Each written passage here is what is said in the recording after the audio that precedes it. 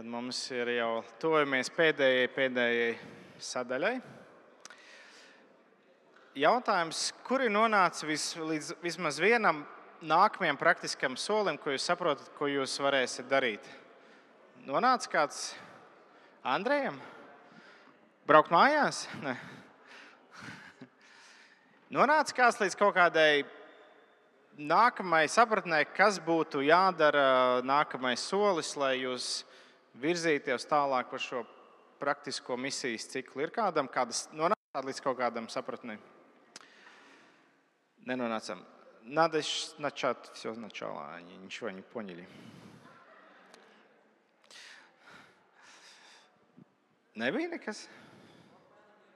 Apmēram ir. Kuram vēl apmēram ir kaut kāda sapratne, ko vajag darīt jums draudzē? Apmēram? Ok. Nu, более-менее поняли. Ok. Nu labi, mums tad vēl pēdējais jautājuma atbilžu laiks. Varam pajautāt par džungļiem, varam pajautāt par vēl kaut ko. Aicināsim brāli Johannes vēl uz pēdējo jautājumu atbilžu sesiju, jautājumu atbilžu laiku. Ja? Varbūt paturpināsim par tiem džungļiem. Okay. Pēdējā gada laikā Latvijas vismaz baptistu mācītāju ģimenēs ir 4 šķiršanās gadījumi.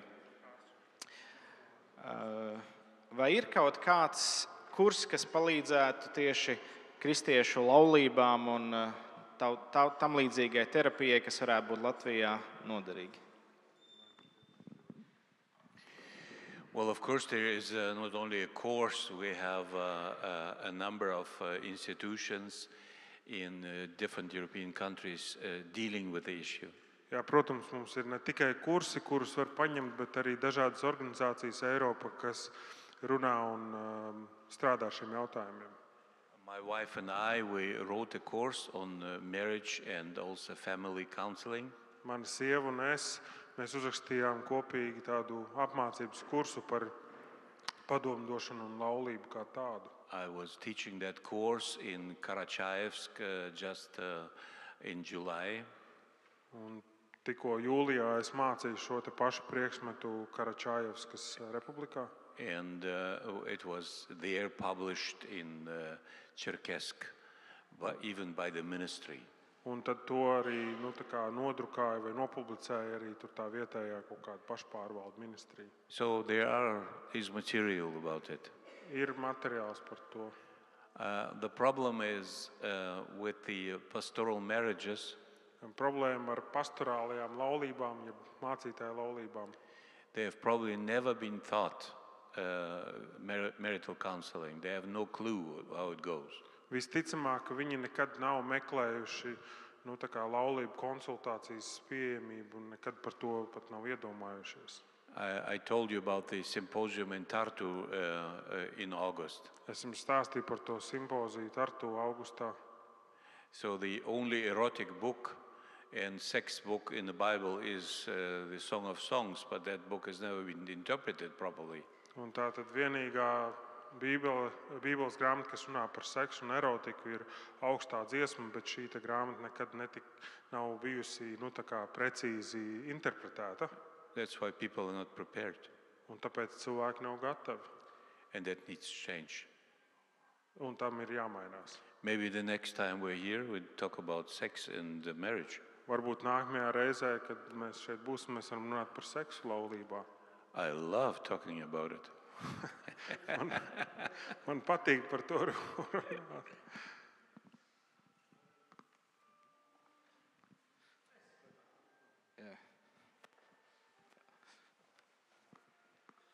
Man jautājums tev personisks par mentoriem vai kaučiem, jo es vairāk kārt dzirdēju, ka tev kaut kādas tās lietas, kas tev bija iedvestas, kā savienības vai kā mācītāji, ka to neatbalsta, bet tu vienalga tās lietas darīji. Kā tev ir ar autoritātēm vai, es ceru, ka saprotu to jautājumu.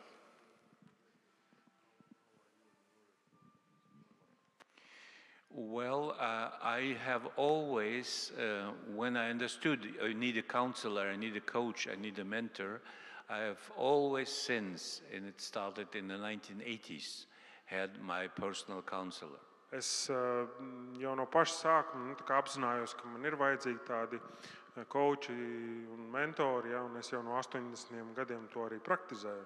And years back, those mentors were older than me. Un daudzus gadus atpakaļ tā bija sanācis, ka vairums no šiem vīriem bija vecāki par mani. Today they are younger. Šodien tie ir jaunāki vīri. So I could not envision my own life without a strong spiritual supervision. Un es nespēju iedomāties savu dzīvi bez spēcīgas garīgas pārvaldniecības, kura priekšā esmu atbildīgs. By the way, the word I say this yet, the word in our Baptist circles is nastavnik. Tātad mūsu baptistu aprindās tas vārds ir tā kā pāraugs. Ja? Es nezinu, kā ir nastavnik. Redz, sākās. In Latvia. No translation in Latvian. What bad. Prāraps.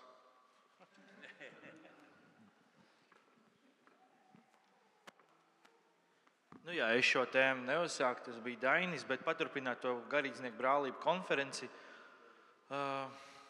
Jautājums būtu tāds, vai šķīries garīdznieks, viņš var tikt atjaunots vai turpināt savu kalpošanu? Kā jūs atbildētu uz šo jautājumu? Well, it's a very good question. Tas ir ļoti labs jautājums. Because divorce is not like divorce. Jo šķiršanās nav vienkārši šķiršanās. There are many reasons why people divorce. Ir daudz dažādu iemeslu, kāpēc cilvēks šķir laulību. So first of all, such a pastor needs counseling. Pirmām kārtām šādam te garīdzniekam ir vajadzīga garīga aprūpe, konsultācija. The person needs to heal. Šim cilvēkam jātop dziedinātam. And maybe then his marriage is going to heal. Un tad varbūt arī viņa laulība tiks dziedināta. Which would be the ideal. Kas būtu tas ideālais variants. But sometimes the marriage does not heal anymore. Bet dažreiz šī laulība vairs nevar tikt dziedināta. And then the pastor is left alone. Un tad mācītājs tiek pamests viens pats. Like in Germany, the Baptist Union separated in two parts. Kā piemēram, Vācijā Baptistu savienība sadalījās divās daļās. And one of the pastors, a woman, viena sieviete, kas ir mācītāja, she left her husband and 3 children. Viņa pameta savu vīru un 3 bērnus. And got herself a woman, a lesbian woman. Un tad sāk dzīvot ar citu sievieti, kas ir lesbieta. So what does this husband do? Un ko tad darīt šim te vīram? So I say, after counseling, that person may restore. Un es teiktu, pēc tādas īstas padomdošanas, šis vīrs varētu tikt atjaunots savā amatā. So that's why it's not just a simple question. Un tas parasti nav vienkārši atbildāms jautājums. Every person has a second chance with God. Katram cilvēkam ir otra iespēja Dievu priekšā.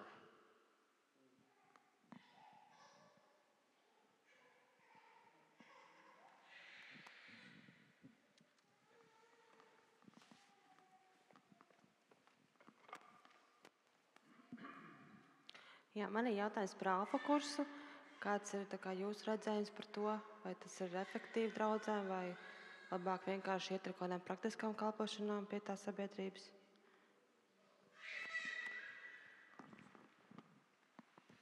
Well, Alpha Course, we use Alpha Course quite extensively. Mēs diezgan bieži izmantojam alfa kursu.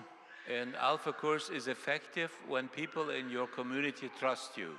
Un alfa kurs ir efektīvs, ja cilvēki tie, kas ir tavā sabiedrībā ap tevi, tev uzticās. So if you do not have any relationships into your community. Ja tev nav attiecības ar cilvēkiem savā apkārtnē. In Alpha Course just gets children of Christian families. Un ja alfa kursā piedalās tikai bērni no kristīgām ģimenēm. Or people from other churches. Vai cilvēki no citām draudzēm. then Alpha Course is not effective at all. tad alfa kurs nebūs efektīvs. So Alpha Course is in our system one instrument, Alfa kurs ir viens no instrumentiem mūsu sistēmā, but in that system needs to function. You have to establish trust in your community. bet tai sistēmai ir jādarbojās, tev ir jānodibina uzticības pilnas attiecības savā And sabiedrībā. then people come. Un tad cilvēki nāks. Secondly, many people just pick the Alpha Course. Un otrkārt, daži cilvēki izvēlās tikai alfa kursu. But the church which developed the Alpha Course in London, Bet draudze, kas izveidoja alfa kursu Londonā, they also developed the Beta Course viņi bija izveidojuši arī beta kursu and the Gamma Course. un gamma kursu. So it's a training for church workers. Tā ir apmācība draudžu locekļiem, darbiniekiem. If you stick to Alpha alone, Ja mēs paliekam tikai pie alfas, then you will establish a kindergarten in your church. tad tu izveidosi bērnu dārzu savā draudzē. You always start from scratch, Tu vienmēr sāksi no paša sākuma, but your church needs to grow. bet tev vai draudzē ir jāpieaug. That's why Alpha alone Un tāpēc alfas kurs viens pats par sevi. is no miracle driver. So you Tas- look tas- for more than that. Tas nav nekāds brīnuma līdzeklis, kas visu atrisinās. Tev vajag vairāk nekā tikai to.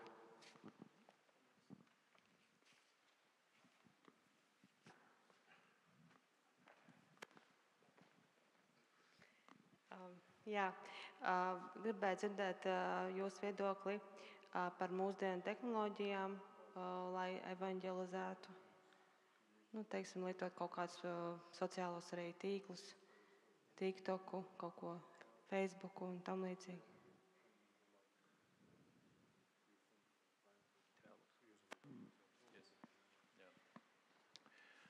Again, all those modern technological ways of approaching people Un atkal visi šie tehnoloģiskie jaunievedumi, lai aizsniegtu cilvēkus, can never be a substitute for a personal meeting. nekad nevar aizstāt personīgas attiecības un Because tā kā tikšanos In klātienē. your social networks, Tāpēc, ka jūsu sociālajos lokos you are an avatar.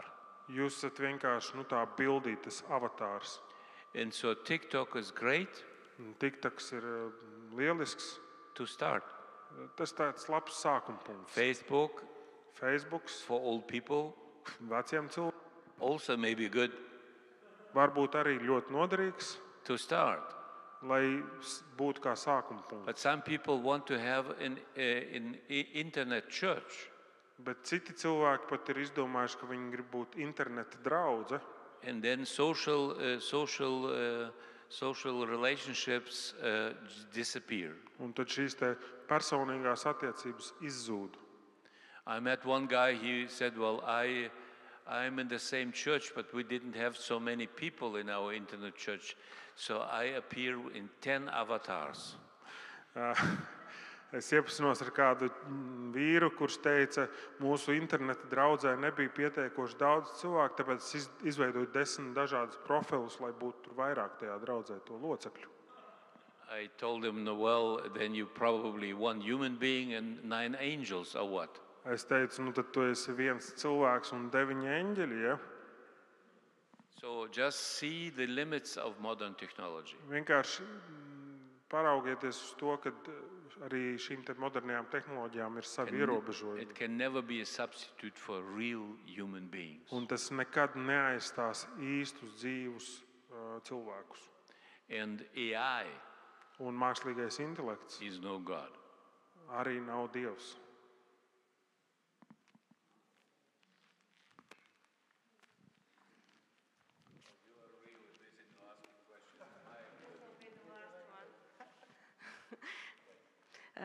Jā, man tad jautājums par ielu evanģelizāciju un vispār tādu kā principu, kā mēs piedāvājam cilvēkiem pieņemt Jēzu, nu, gan uz ielām, gan arī, teiksim, draudzē, kad varbūt tas cilvēks sanāk pirmo reizi, vai tas ir bibliski?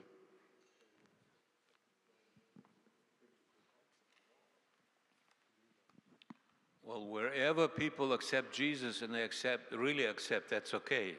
Tur, kur cilvēki, jebkādos apstākļos, kur viņi pieņem Jēzu par savu kungu un glābēju, tas ir pieņemami. I usually say whether this on the street or naked in a sauna.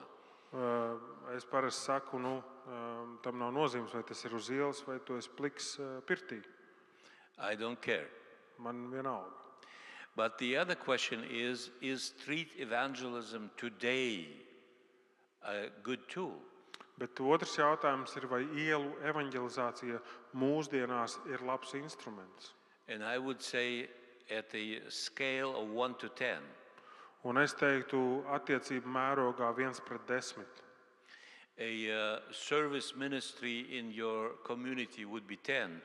Un, tātad vērtību skalā, jeb efektivitātes skalā And street ir evangelism 1:10. and street evangelism would be 1. Sociālā kalpošana, ko veic jūsu draudzes apkārtējā sabiedrībā, būtu 10, un tad ielu evanģelizācija efektivitātes skalā būtu vieninieks. So street evangelism creates the impression that we are very evangelistically active. Ielu evanģelizācija mums rada to priekšstatu, ka mēs esam ļoti evaņģēliski. So in my own church experience, Un manā paša draudzes pieredzē, let's just take the church I was talking about in the village. un šī te draudze, par ko es tikko minēju, tajā mazajā ciematā, In 8 years, we baptized 1,000 people, 8 gadu laikā mēs nokristījām 1000 cilvēku. and we had no street evangelism, Un mēs nereiz neizgājām uz ielas evanģelizēt. but lots of neighborhood evangelism. Bet daudzas tādas apkaimju evanģelizācijas. Ja, So street evangelism is like, you know the good nights, so night, yeah, рыцарь доброй воли. So That- let's just jump to the street and try to catch some naive person and see that we evangelize them in a moment. Jā, tātad ielu evanģelizācija ir tādi labās gribas bruņinieki. Ja mēs mēģinām kādu noķert un viņš tā kā apmānīt vai ievilkt tur, kur mēs esam. It might work, Tas var nostrādāt and praise the Lord. un slavējiet Dievu par to. That's not the best way to go. Bet tas nav labākais veids, kā to darīt.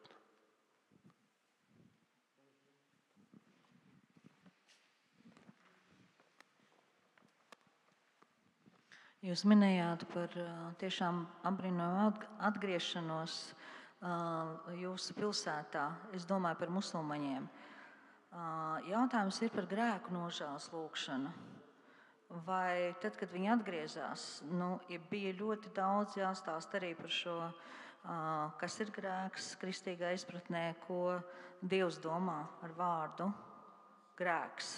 Un vai arī baptistu draudzēs Latvijā, grēka nožēla un grēksūdze ir kaut kādā veidā arī tāda, vai tā ir viens otram brāļiem starp māsām un otrādi, vai arī tā ir tomēr mācītāja kompetence pieņemt grēka nožēlu.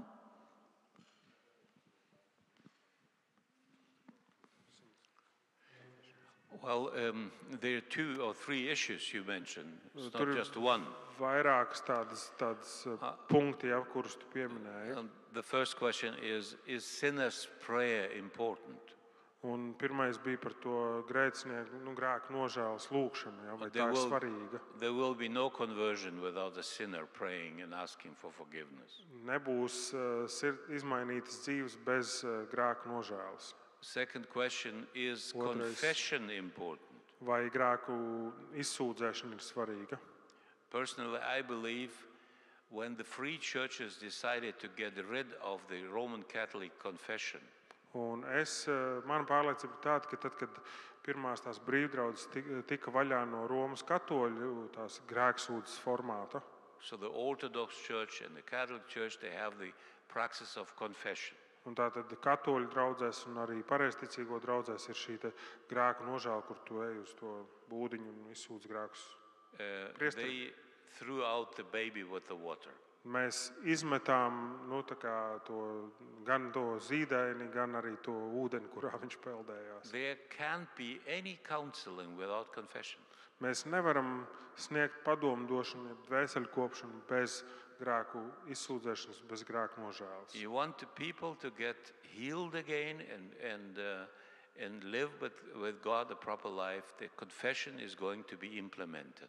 Un, ja mēs gribam, lai cilvēkiem ir dzīves, īstas attiecības ar Dievu, mums ir jāinkorporē šī grēku nožēla, grēku izsūdzēšana viņu dzīvēs. Of course, you have to do this consciously.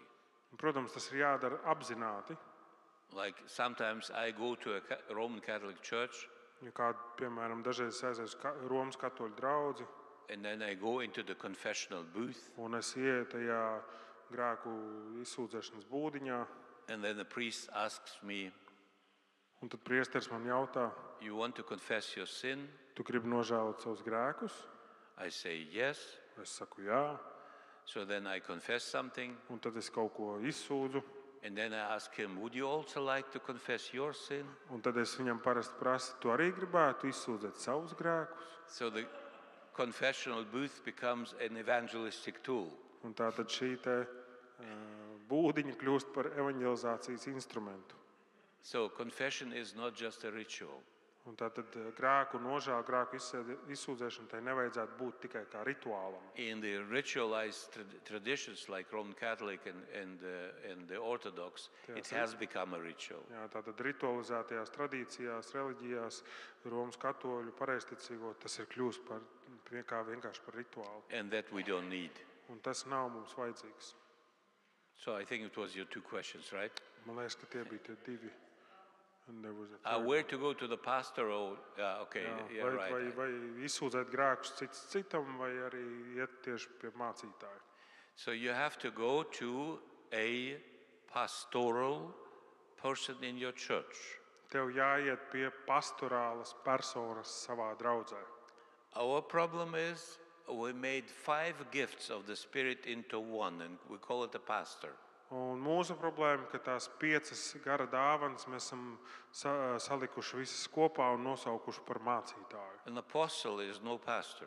Apostols nav mācītājs, A prophet is no pastor. un pravietis nav mācītājs. An evangelist is no pastor. Evanģēlists nav mācītājs, A teacher is no pastor. skolotājs nav mācītājs. They may also have a gift of a pastor. Viņiem var piemist šī So mācītāja dāvana. you go to a pastor and not to an official representative of a church. Tu ej pie mācītāja, nevis pie oficiāla kaut kāda draudzes pārstāvja. And if your pastor is just a church manager, Un, ja tavs mācītājs ir tikai draudzes tāds pārvaldnieks, then he is not the person to go to and confess. viņš tad nav tā persona, pie kuras iet un izsūdzēt savus grēkus. In our church, we have a pastoral or counseling ministry. Mūsu draudzē mums ir pastorālā, jeb padomdošanas kalpošana.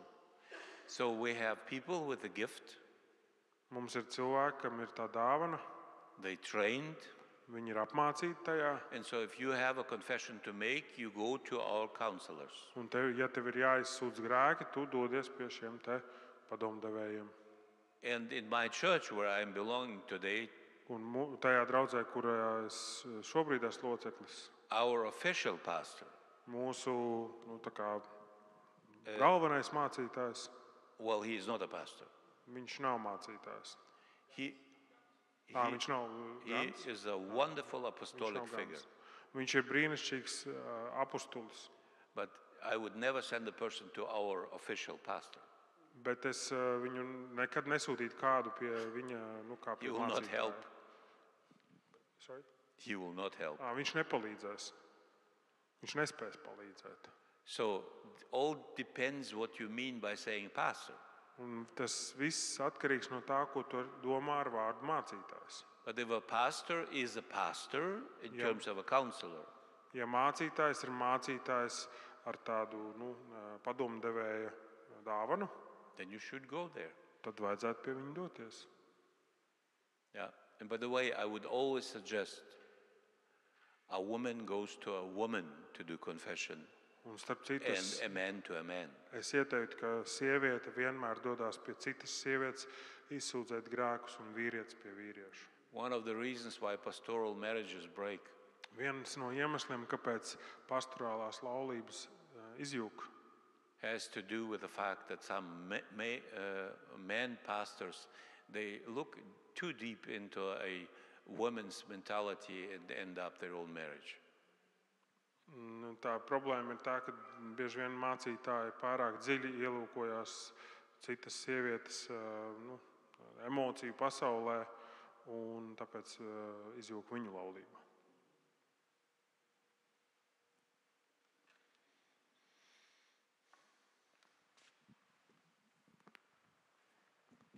Man ir viens jautājums, vai māsa draudzē drīkst uzņemties gana mācītāja, presbitera, bīskapa lomu?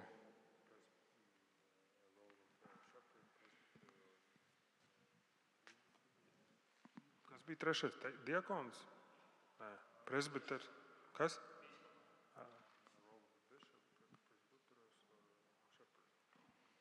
Well, the world, the evangelical world, is separated in two parties. Pasaules evaņģēlistiskā alianse ir sadalījusies divos daļās. The more conservative, they would say no. Tie, kas ir vairāk konservatīvi, teiktu nē. But I would say, personally, I believe I have no problem with a woman gifted by the Holy Spirit to be a counselor. Bet es personiski teiktu, ja sieviete ir no svētā gara apdāvināta ar padomdevēja dāvanu, tad viņa var to darīt. In our church, for instance, a woman leads the counseling ministry. Mūsu draudzē sieviete vada padomdošanas kalpošanu. This is one of the most important ministries in the church. Un šī ir viena no visnozīmīgākajām kalpošanām, kas mums ir draudzē. Why in the world would we exclude her from the presbyteriate? Kāpēc mēs, lai viņu nepielaistu pie šī presbitera darba? So we accept. Un tātad mēs esam atvērti.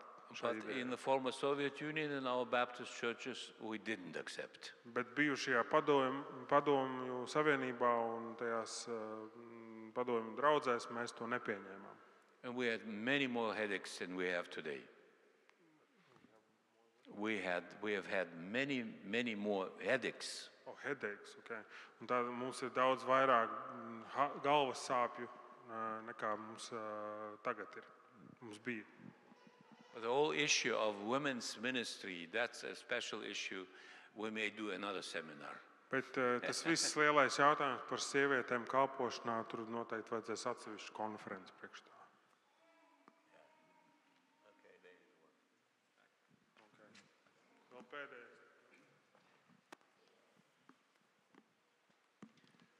Kāds ir jūsu uzskats par jauniešu un arī par pieaugušo kristīgajām nometnēm un to efektivitāti?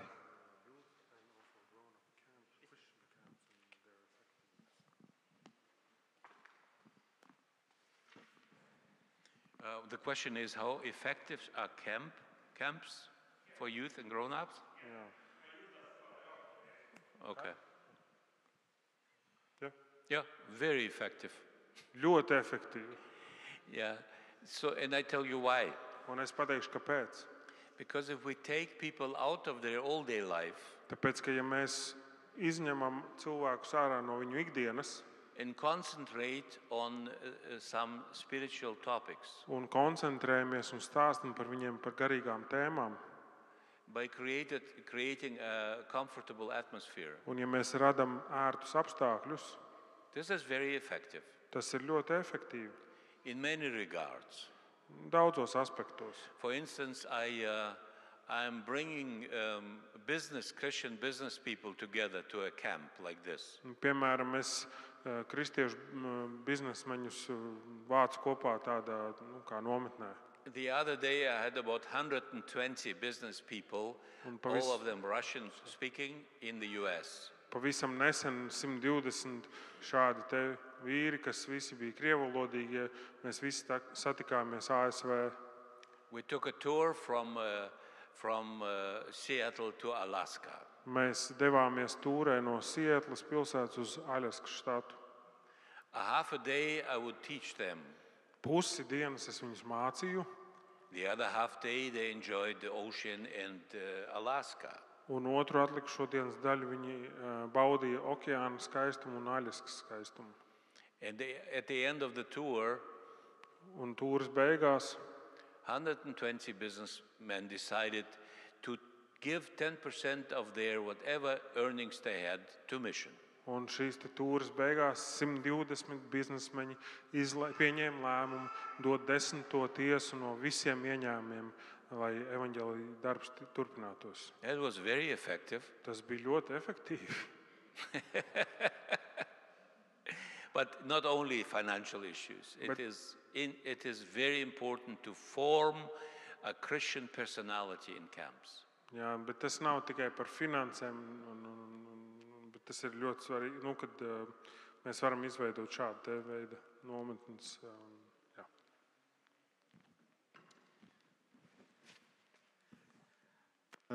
Labi, mums laiks ir noslēdzies, un mēs varam patulkot. Jā. Mēs gribētu arī pateikties mūsu viesim,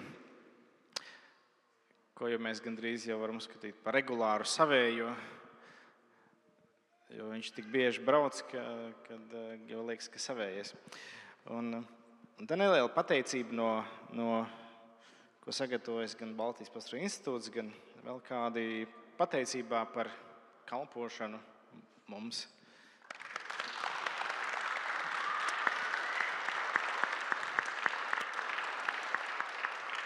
Thank you very much. I don't know what it is, but it looks like it's for my wife rather.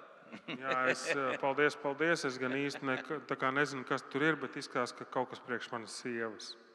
Yeah. Mēs gribētu pateikties arī mūsu tulkam, bet viņi laikam ir aizņemta, vai kas tur mums ir?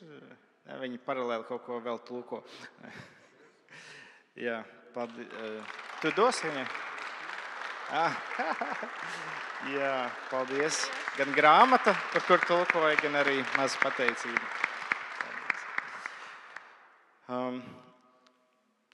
Do you have any last words?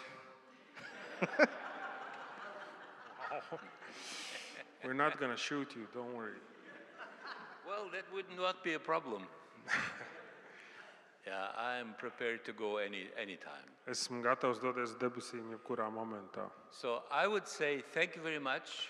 Es jums pateikties visiem for being in that seminar. Par to, ka piedalījāties šajā konferencē.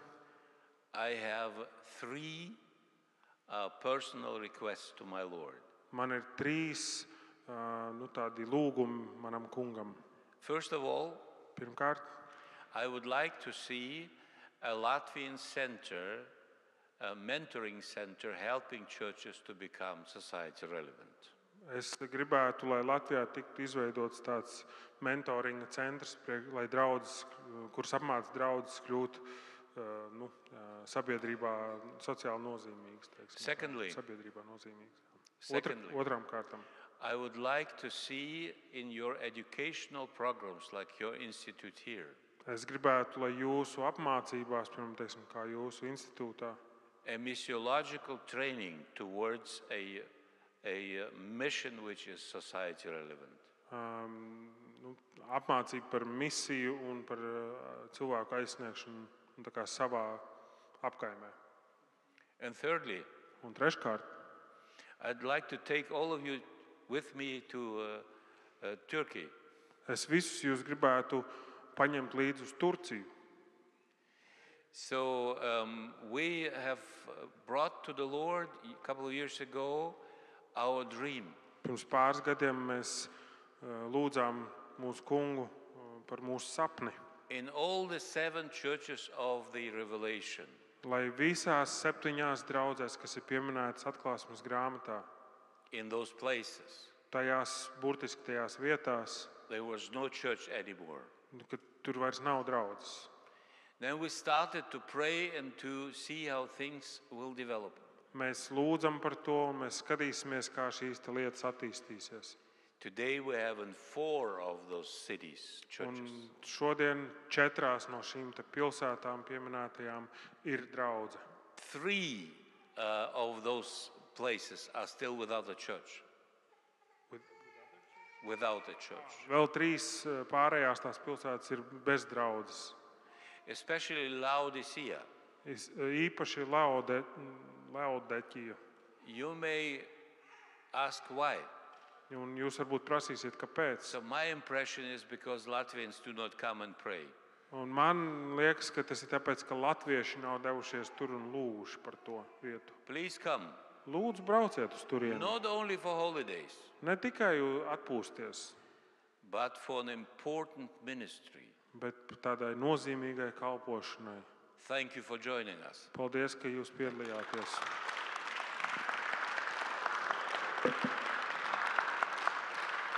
Mēs noslēdzam dziesmu.